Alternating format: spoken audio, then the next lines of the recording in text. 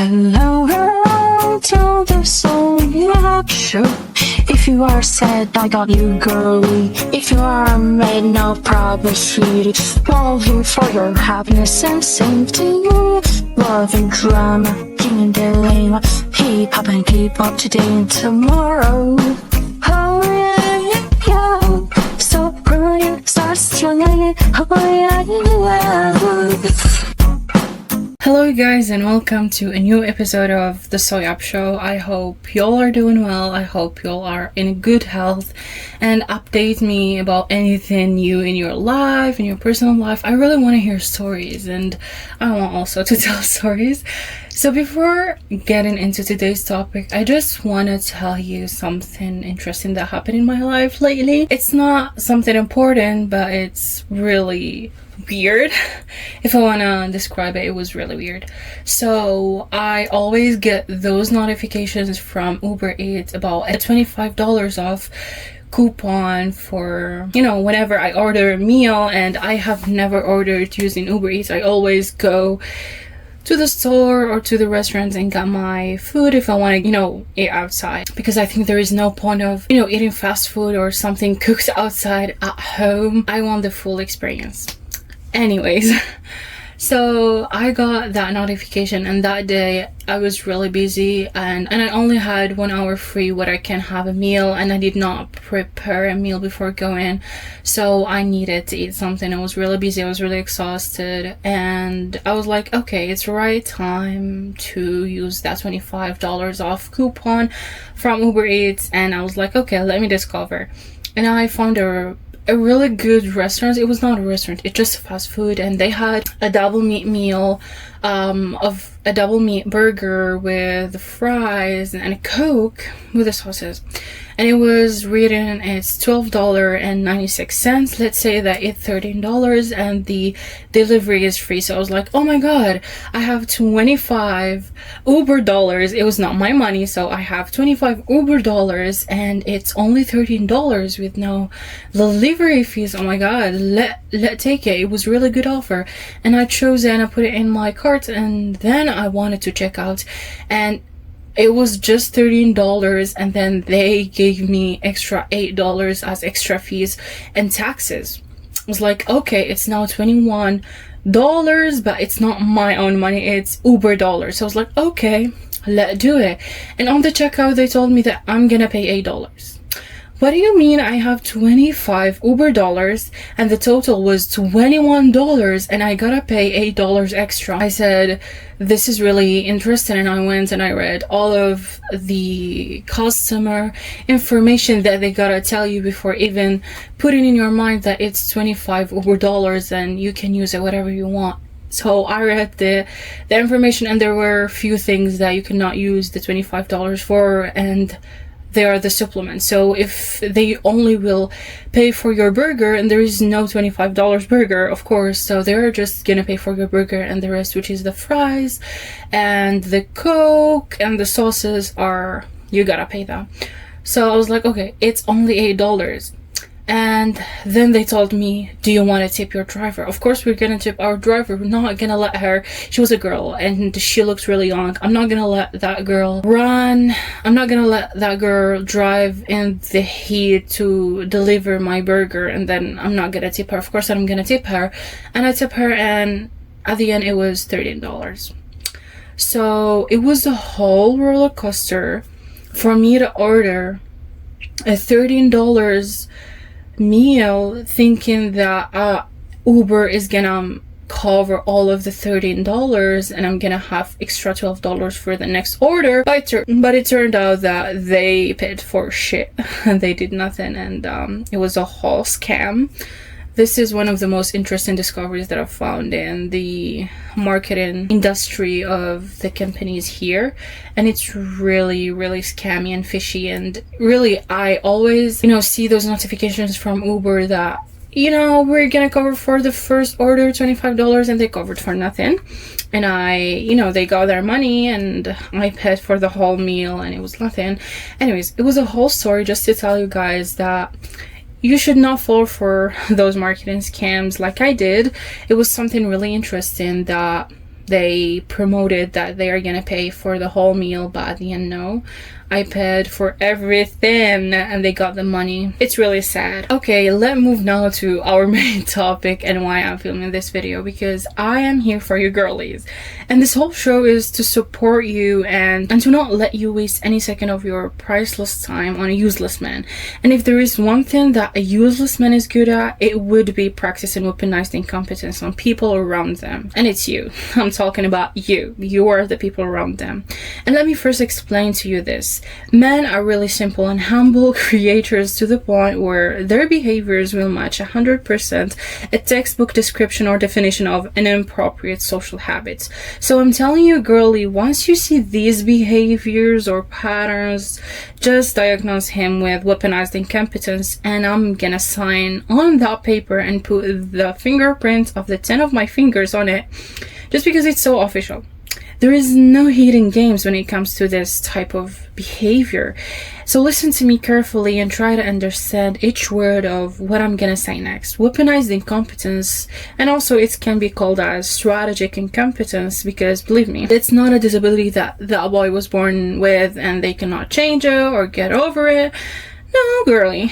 It's a repetitive pattern with a manipulative intention. When he intentionally presents himself as incapable, clumsy, or inefficient in performing specific tasks that are essential or repetitive and socially expected, like cooking for themselves, cleaning after them, folding their own clothes, making a cup of coffee for themselves without making the whole kitchen look like a crime scene, or even making their morning protein shake without leaving that powder behind them on the counter. And weaponized incompetence is what distinguishes between a man-child, as said by Sabrina Carpenter, and a real man that is not just a good boyfriend, but also a good husband, and even an amazing father. And I'm gonna be honest here, girlies, okay? I know that this is a little bit controversial, but men are really happy that we are independent and that we are claiming our rights to work, study, and be part of one of the most crucial decisions in the nation and the world.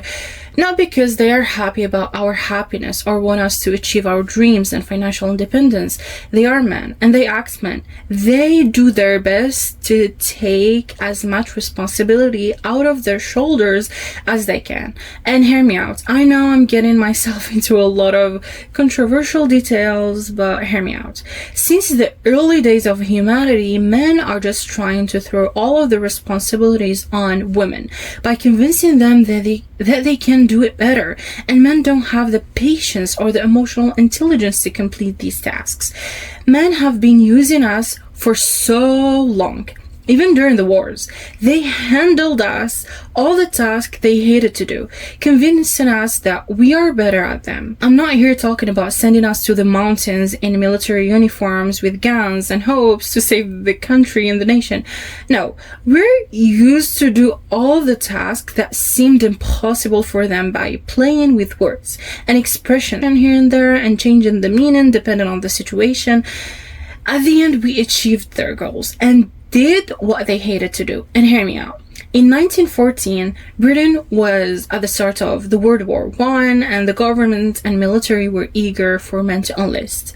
And to encourage participation, a campaign under the name The White Feather was launched. The idea was really simple. Women would hand a white feather as a symbol of cowardice to any man not in a military uniform. Receiving a white feather that time publicly marked a man as a coward, which applied some sort of a social pressure on them to join the military. Women were often organized into volunteer groups led by a sort of expression called suffragettes or something like that. I really don't know the pronunciation, and all of the sources were written. I didn't hear someone telling that expression, so it's something really, I don't know how to spell it, but I'm gonna tell you how to pronounce it. Suffragettes, which is often referred to the women who actively campaigned for women's right to vote, like Emmeline Pankhurst and her daughters, who were most prominent leaders for the women social and political union that time.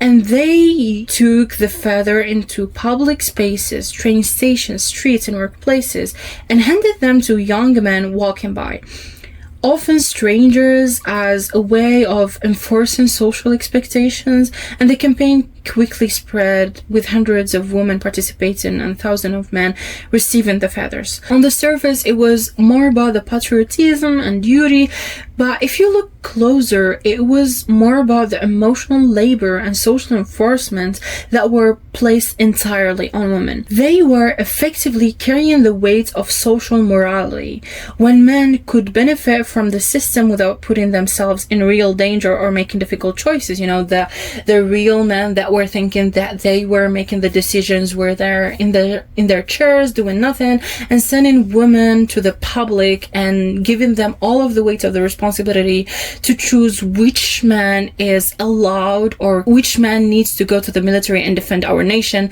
And they were like, in normal situations, they wouldn't really choose that man, but as long as they came, I guess we have no problem. Some men were really unfit to the service. You know, they were in essential jobs or already enlisted elsewhere, and they were still targeted, which is something that men in official roles couldn't do. This is why they basically sent women and said like, I love that dirty work.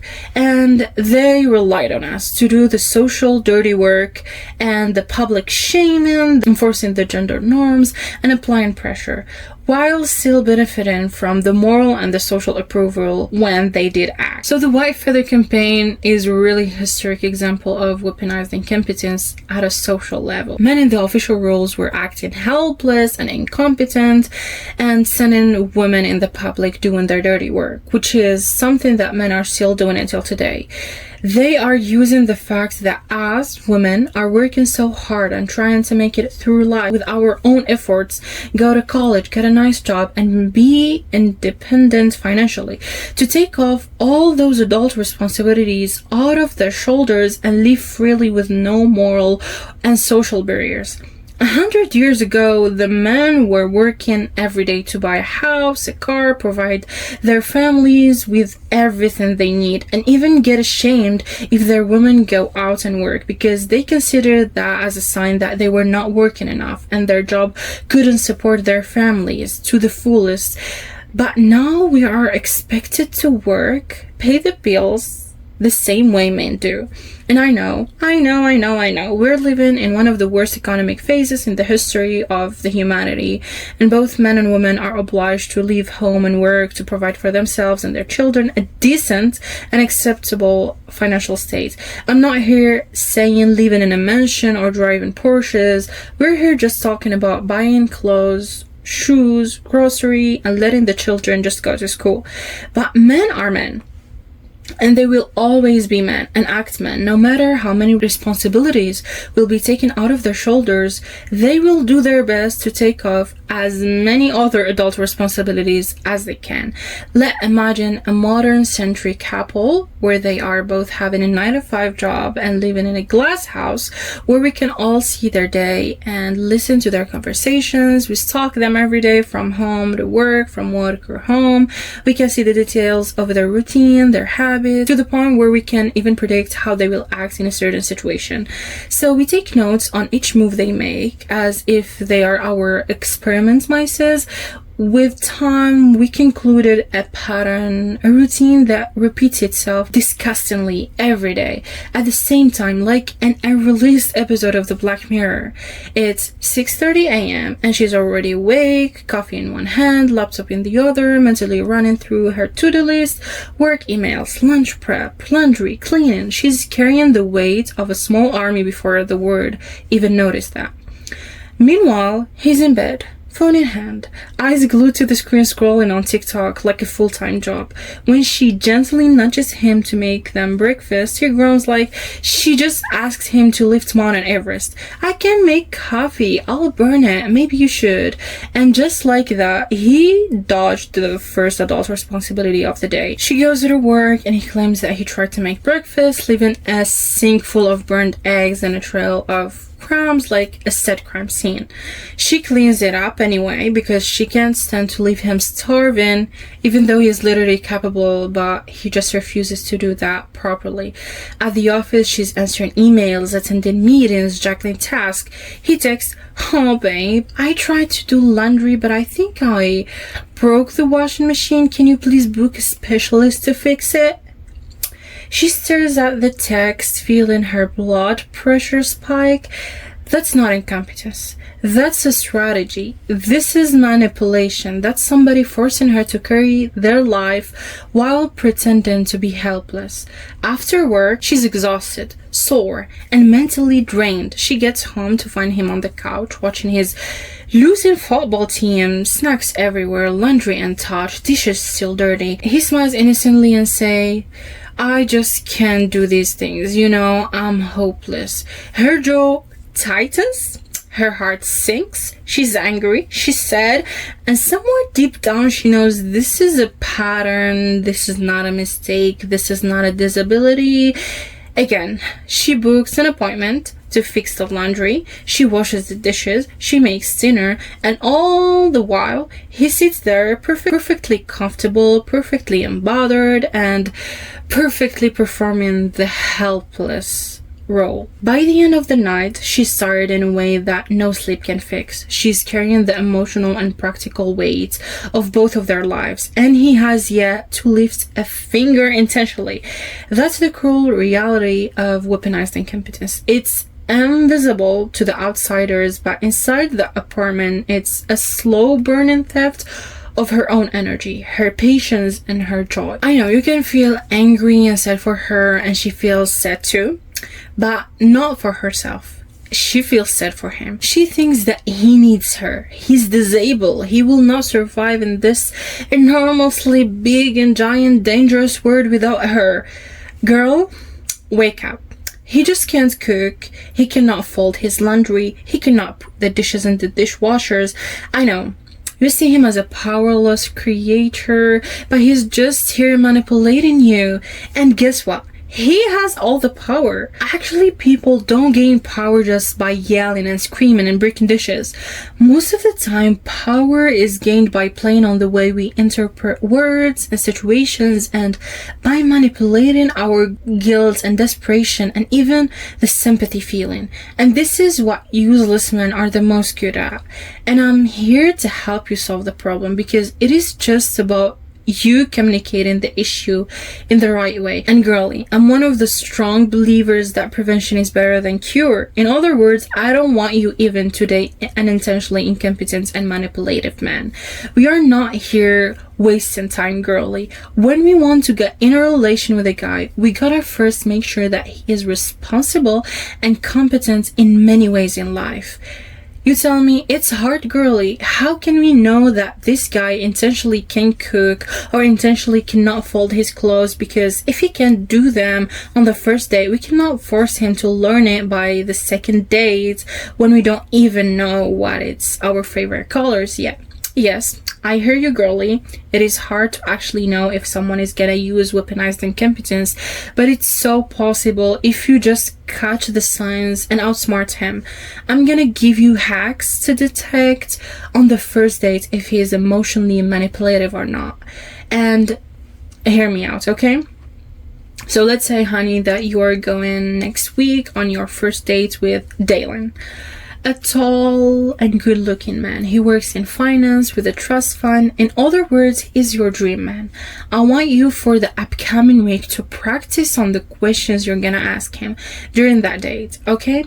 Don't waste any second on unwanted, useless question like, how many siblings do you have? What's your favorite color? Or do you like pasta with cheese or not? I want you to analyze his personality, his body language, and behaviors to find out if he will one day use weaponized incompetence against you, girly, okay? So before even planning on the place and the time of the first date, you're gonna smell that weaponized incompetence coming to you 3 streets away, just by this one sentence. I don't know, I heard that girls are better at this, you're good at choosing restaurants and scheduling dates. I don't really know what women want or need. Just Google some restaurants names and we're gonna go there. You got your first red flags, honey. He is here trying to let you take the responsibility of choosing the restaurant and handled you the first adult chore. What I want you to do here is to tell him, no, I prefer you look for the restaurants, and I have this habit that men choose the place we go to and plan for the whole first day just to see how good they are at it.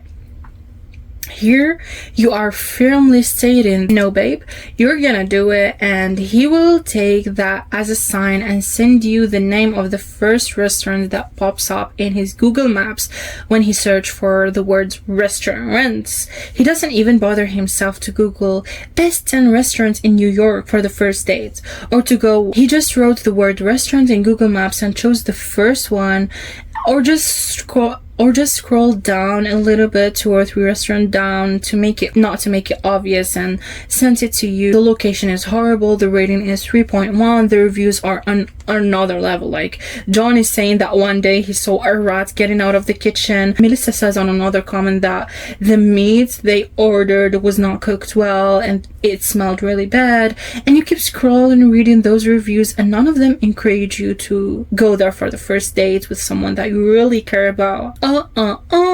Do you know what is this? It's called misperforming the task, so you redo it for him and take the lead. In normal cases, I would tell you to cancel that date and block that man from every social media account. But sometimes we need more signs and red flags to be fully sure that this man is actually 100% manipulating us.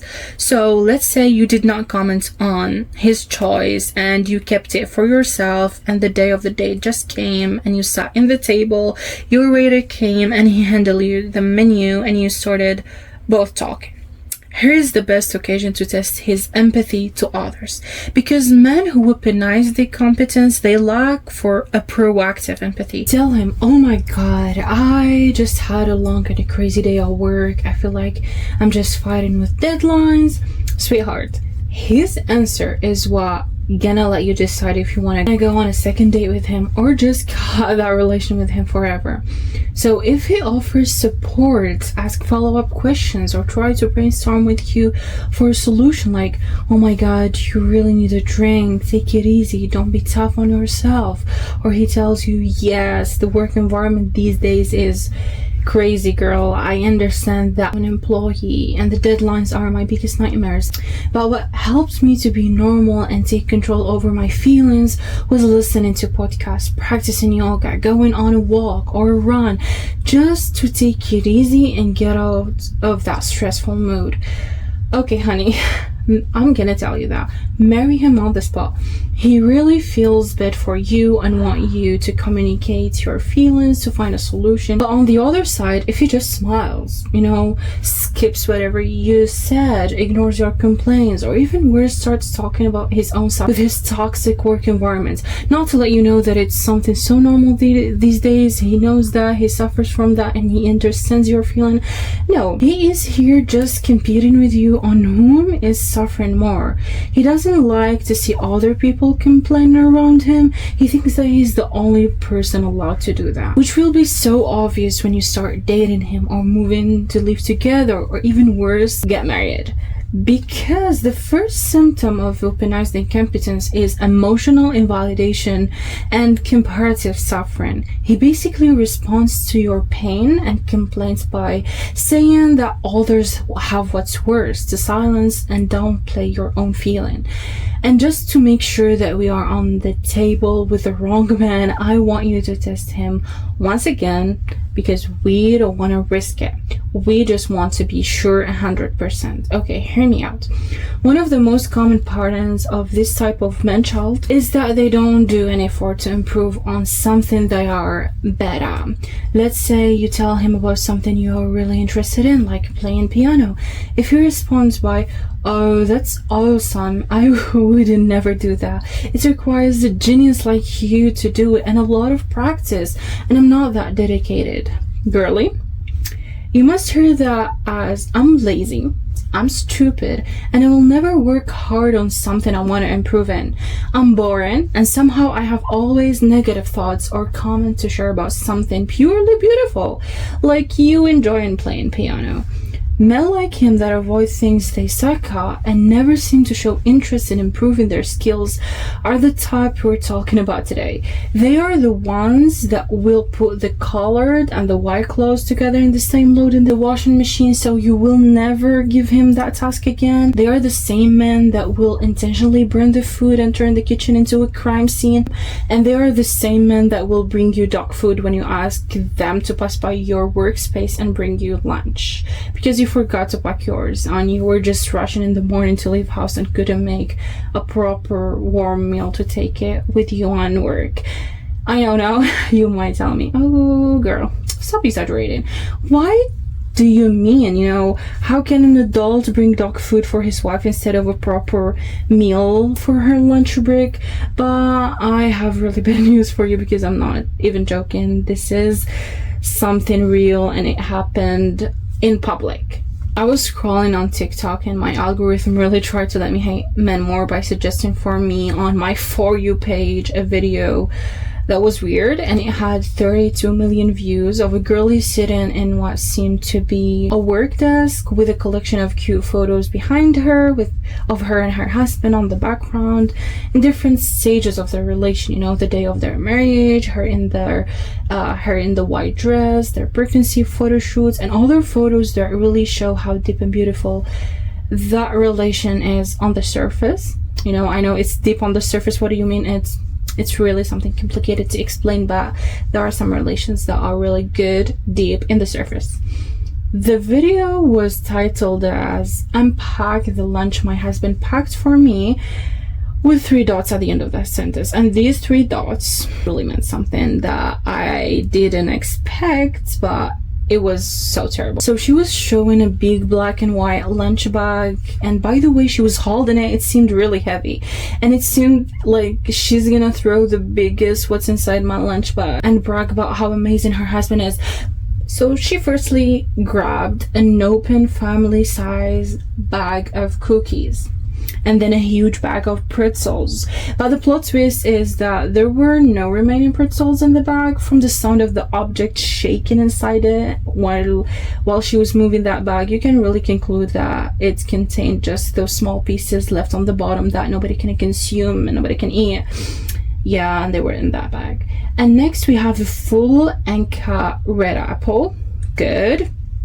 And then we have an entire container of Pringles, again a family size. And next we have a 2-day-old Chipotle to-go box, and there is actually nothing inside it. Yeah, again, it was empty and it was 2 days old. Last but not least, we have a Ziploc of dog food with a cute yellow note on it that says, "Because you're my dog." And the dog was not spelled as D-O-G, it was spelled as D-A-W-G. And according to the explanation of that woman was like, it's their internal joke and they are each other's dogs, meaning they are each other's buddies or friend. And I'm not gonna even discuss that with her. I'm gonna give her the benefits of the doubt and not comment, because she's an adult and she thinks that was a joke, so it is a joke for us. But honey, besides the uncut and maybe unwashed red apple, there is no other food that you can consume as an adult.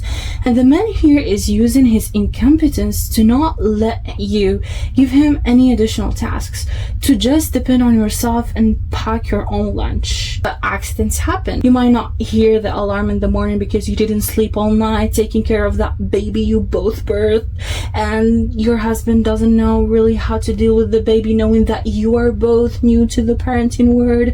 You woke up late and you didn't have time to really pack a lunch for yourself, so you asked him to pass by your workspace and bring you some food. And you end up with a lunch bag full of randomly chosen snacks that were the first thing that caught his attention when he entered that pantry. And yes, I know that not all of us are talented or smart or born with emotional intelligence, but any human being with 2 active brain cells know that a working human being needs nutrition during their shift, and that those snacks are not real food and will not silence their hunger. And she's not the only one. She's not the only victim on TikTok that shows how bad their husbands are at packing their lunch. I saw also another video of a working girlie that asked her husband to bring her food, and he brought her a lot of bullshit, you know, the same pattern, big bags of open finished snacks in a big randomly chosen bag. And he also chose random snacks that were almost empty, and what's even worse is that he brought her a big block of cheddar cheese and a molded turkey. I mean, what the hell is this? What did I just see? How hard can it be to pass by a fast food restaurant and order a burger and a cold refreshing drink, or even make a simple, healthy and filling sandwich of 2 toasts and a turkey in the middle and an egg? It's not that hard. But for this type of toxic man that I wish none of you pass by the same streets as they walk by, don't think that way. They really think that each action they make and each task they finish properly will be a long-term responsibility. They think she's gonna let me pack her lunch every day and I cannot do that. I am too lazy for this task. But if it was the opposite and the husband really forgot to pack his lunch, even if his wife is working, she will worry about him and his performance at work and do her best to deliver for him a warm, delicious meal using all of the resources she has. Okay, at this point, I really just want to tell you something funny, because while I was writing this exact part of the script, I'm sitting in a public library facing the entrance door. You know, I'm sitting in a chair, and next to me there is a glass window where I can see anybody that get in and get out of the building. And a couple, a guy and a girl, just entered the library, and guess what happened? The girl herself opened the door for him and her, and it's just 2 heavy automatic doors that are meant to be automatically opened by clicking the bottom, but maybe she didn't notice that there are buttons and she's maybe new to this building. But she pushed 2 heavy doors while her man was standing next to her, and it was so obvious that she was struggling to do that. And he was not on his phone distracted or holding heavy object to the point that he cannot even push the button.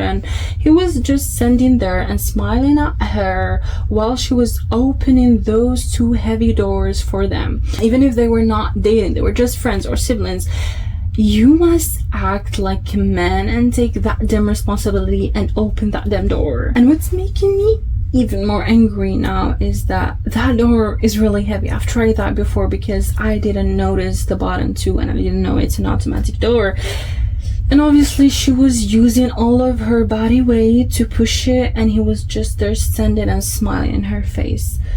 I was so angry while writing this passage of the script, because I was really writing about how women are miserable these days and men are throwing all of the responsibility on them. And even if you ask them to bring you a small meal and, you know, pass it and deliver it to your workspace, they really struggle to do it properly. And now for the simplest task, which is opening a damn door for a girl, they also fail to do that. Where are we heading in this century? What are we doing? What's wrong with these men? You know, how did men come to this stage? The way they are irresponsible is crazy. I mean, what could have happened if he just opened that door or clicked on the disabled button for them both? And she might be on the same moments as she's struggling to open the door, admiring his smile and thinking how beautiful and cute his face expression is. Love is really crazy, you know. This whole shit just drove me crazy while seeing it. And it's not acceptable to leave with someone like that. We really gotta be firm and let them know how childish and stupid these acts are. I mean, we were all born dumb and stupid and useless. None of us was 2 months old with a 10-year experience of folding laundry or cooking a 5-star restaurant dishes. None of us was born with those skills, and we all learned them by practice. We all had one day to eat our salty soup or wear our white t-shirt that is now gray after putting it in the same load with the rest of our dirty clothes that are black. It is okay to make mistakes, and it's normal to be bad in few tasks or even in many tasks at some point of our life. But we wanted to improve in them. We didn't want to starve the next day. We didn't want to throw all of our white t-shirts again in the same load as any other colored clothes. So we worked on ourselves. We watched YouTube tutorials. We went on a phone call with our parents for hours just to make that task correctly. But you see your 31-year-old boyfriend, a well-educated adult that can drive, talk, walk, work, read, and is able to perform any task that a normal human being can do, except cooking, except putting the dishes properly in the dishwasher, except buying the correct type of lotion and milk when they go to the grocery shopping. These tasks are so easy and they don't need a genius to perform them. And this is what he needs to hear every time he makes that type of stupid mistakes intentionally. So you just redo them for him? No. Let him know that we all have the capability to learn to do a certain tasks, maybe with different rates. Yeah, some of us take 2 times to learn how to make a soup, some of us 4 attempts, and other maybe a year of trying every day to make a task properly. But by just trying, we will eventually make it and prepare them soup at the end. And if you want to get one thing from this video, let it be this one. Don't ever redo the task after him. Let him redo it by himself. Of course, you can stand there and monitor him to show him how to do it the correct way. Of course, don't babysit him. Treat him as an adult because he is an adult. If he folded your clothes in 5 minutes randomly into disturbing shapes that are obviously the wrong way, I'm not here talking that you prefer to fold your clothes in a rectangular way and he did it in a triangular way, or you prefer to hang up your dresses and he folded them. I'm here talking about wrapping them randomly and throwing them into the closet intentionally and expecting from you to redo them later for him, or just expecting from you to yell at him and get angry. At this point, he's acting like a child. He is thinking like a 4-year-old. He is so lazy to the point where he thinks that it's okay to hear some unwanted and mean comments if it means that he doesn't have to do that task. And I want you girly here to be very careful. If he keeps repeating the same mistake over and over intentionally and want you to go crazy or numb, be firm with him and make it very obvious to him that he is the one responsible for that task and that what he's doing now is so childish. This behavior cannot be accepted and you cannot take it anymore, and it's putting a lot of weight on you, which will affect your relation negatively. And I don't want you to keep nagging on him, because an alarm that doesn't stop just becomes a background noise and your words will lose their weight. So even your communication attempts won't be effective at the end. Give that warning once in an obvious and firm conversation that starts and ends with the same topic. The topic of him misperforming his tasks and throwing all of the chores and the responsibilities on you, and that a healthy relation should never look like that. I'm not telling you get into an argument about something random and then you throw that on him. Oh, I got angry that day and I was not in the mood because you keep throwing every responsibility on me. You don't know how to do the laundry. You don't know how to clean after you. No, I don't want you to just put his behavior as an excuse of something you did. I want that conversation to be mature. I want you to sit with him and start the conversation in the same topic that you will end it in, which is him misperforming tasks that he obviously can perform as any normal human being. If he's a real man, he wouldn't drag himself to this type of conversation. But in our modern society, it is so rare to find a well-grown, responsible man that would want to settle with you. And also, girlies, before ending our episode, I just want you to know that weaponized incompetence can also be in the work and in the study environment. I have dealt with it before and I can tell you that it's so easy to get rid of, because your co-workers are there for their salary and your project mates are there for the grades and the credits, so they don't want to lose them. So just communicate it first with them and tell them you don't like what they are doing and that a teamwork shouldn't look like that, and that the next time you will be addressing the matter to the HR at work or to the professor if you're studying at school or college. And if they continue in their behaviors, the same pattern, girl, don't hesitate.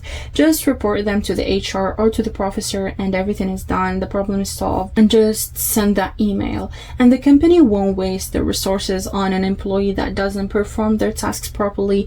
And teachers won't grade the student that does nothing the same way that grade everybody else that worked really hard on that project. But what makes it more complicated with the person you date or live with or you're married to is that firstly, there is no HR you would complain to or report that incident to. And secondly, you are in love with that man and he's using these feelings for his favor and manipulating them to let you take the lead of everything and take care of all of his adult responsibilities. But we don't want to do that. We are aware, we are brave, and we can solve it and take ourselves out of that toxic circle that doesn't seem to end and repeats itself every day. You just have to realize that you are with a manipulative partner and face him with his acts and be very firm about them.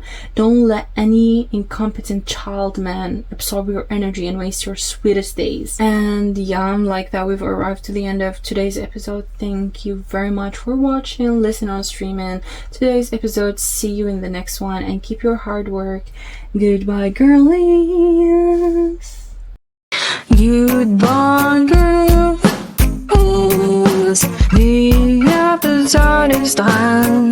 The lines are out. The show is up. But your life is gone. Your new is gone. Your future is high.